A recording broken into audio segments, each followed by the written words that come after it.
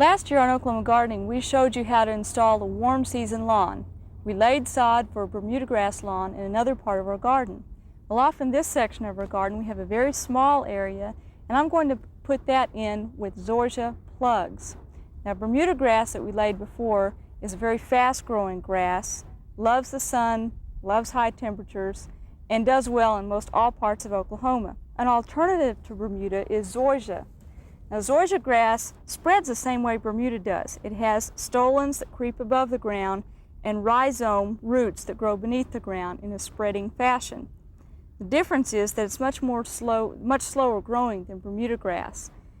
That's the one advantage to it. You don't have to mow it quite as often. And if you have flower beds adjacent to the area where you're putting in Zoysia, it will not creep into the flower beds as badly as Bermuda grass will. One drawback, though, is that when you install a Zoysia lawn, either with sod or with plugs, you have to make sure that you get good solid growth because it is slower growing. Now, this is a very small area, and we had some flats of Zoysia plugs donated to the garden, and we wanted to fill them in here and show you how you can do a tiny area without going to the full expense of buying sod. Now, with plugs, they usually come in a flat. These come in a flat of 18.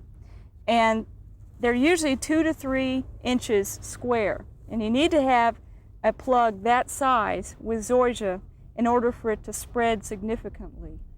Also, you need to space them properly. Now, back here, I've set up a small grid of 6 plugs I've already put in, and they're on 12-inch centers. You don't want to go any further apart than 12 inches. 9 inches would be even better, because it is slower to fill in than Bermuda grass.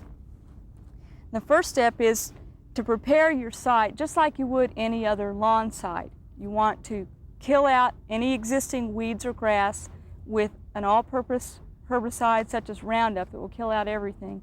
Wait 10 days. If you need to retreat, do so. Then rototill that up and apply lime and fertilizer according to a soil test.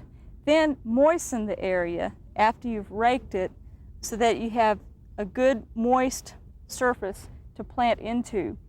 The next step is to measure the area, and I've already staked off some stakes every 12 inches back, and then I just have a measuring tape across the front here to get me started. The next step is just to plant them. And with plugs, they usually come in flats and are generally pretty root bound.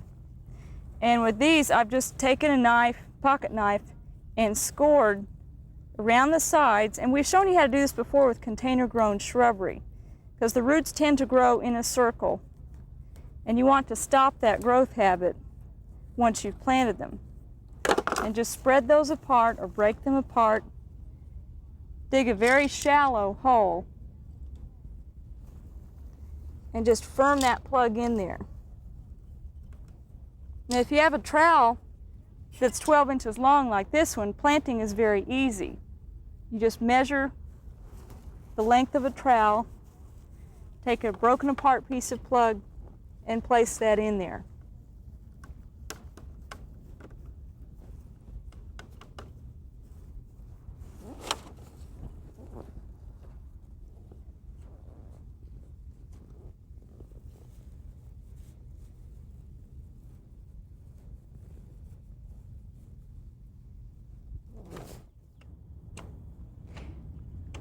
After you've transplanted the Zoysia plugs, the next step is to lightly cultivate in between them.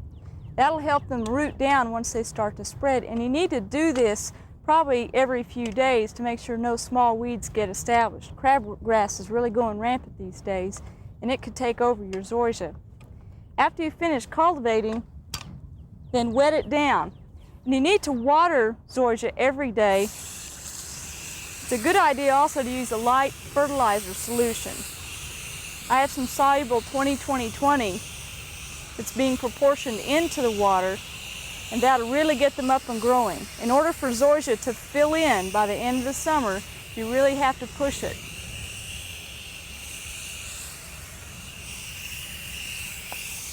Now, you may ask yourself, why should I put in Zoysia plugs when I can buy sod for not too much more money?